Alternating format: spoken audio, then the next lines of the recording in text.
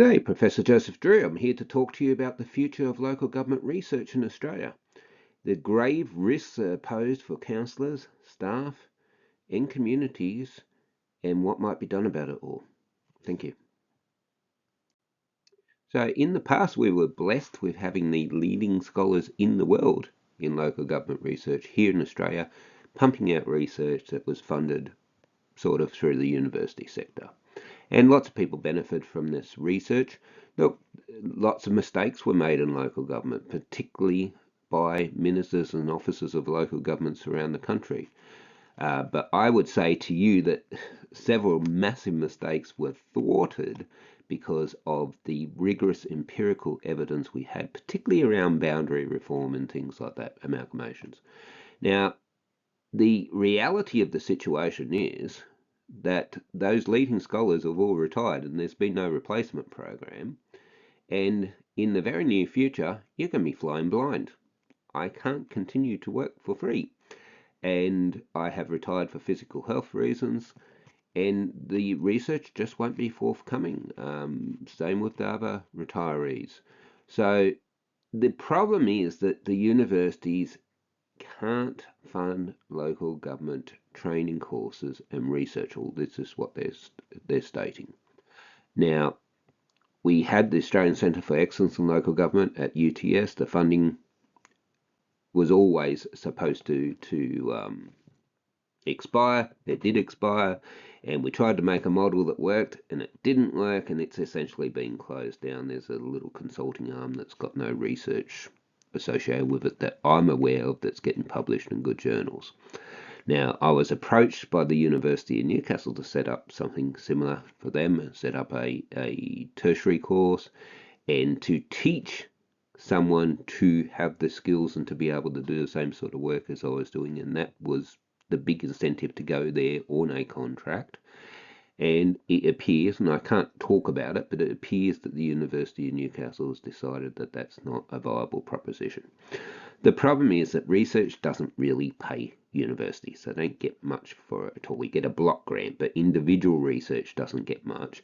And research on local government doesn't hit the headlines. No one's interested. And sometimes, sadly, local government themselves aren't interested in it. So there's no money in it for universities. The courses that we're running at UTS at one stage were down to like 12 students. You can't pay an academic or several academics you need to pay to run a master's level course when you've got 12 enrollments. It's just not a viable proposition. So very, very shortly, we're going to be flying blind. And if you think about some of the amazing mistakes we've made in recent years, just think for a minute how much worse it's going to be when we don't have any knowledge at all.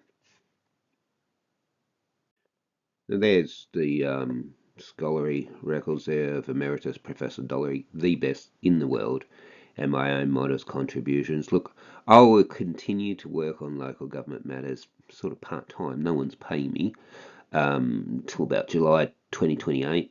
Possibly I might even have to stop end of next year, and that's it. There's no one coming through. Emeritus Professor Dollery, in his kindness, is doing some research, also for free, but he's in his 70s and has his own health challenges. What I'm saying to the local government sector is you can't rely on the university sector. They can't make it pay to do the research that you need.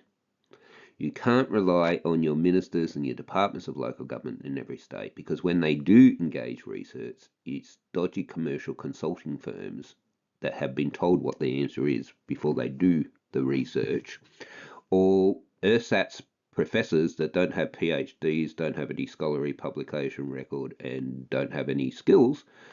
And that's what landed us in lots of the messes that we've had in the past. So I don't know what you're going to do, but I do want you to be aware that this is all coming to a head. I was speaking at a conference recently, and there were people from the Department of Local Government there, and one of the mayors afterwards said, stop talking about the fact that you're retiring, because every time you do, their faces light up, because they know that they'll be able to put through their policies without any pesky little facts getting in the way. Well, the time's here, guys. So let me know in the comments what you think you're going to do about it, but I don't have too many suggestions, I'm afraid. So the big challenge is that it takes years and years and years to be able to do the sophisticated empirical work that I've been doing, to do a master's degree, then a master's in accounting, then a PhD in economics. There's no one coming through. I trained a PhD, but she had the good sense not to work in the university sector because she wanted a stable job, a doable job, and to be employed. So it's a big problem. I'm alerting you to it, and I look forward to hearing comments and discussions about what the sector proposes to do. So I'm not talking about feelings researches and opinion pieces and things like that. I'm talking about proper rigorous econometric work, in particular in development analysis and things like that. And those people don't grow on trees, so I'll help out if I can, but the time's coming very shortly when that's not going to be possible either. I don't know why the sector hasn't been alerted to this earlier. I think people just think universities are going to keep doing their research for them for free. And I'm telling you, it's not going to happen. Not with the current funding models that the universities have. I don't blame the universities in any way, shape, or form, but reality is what it is. Thank you very much for your time. Goodbye.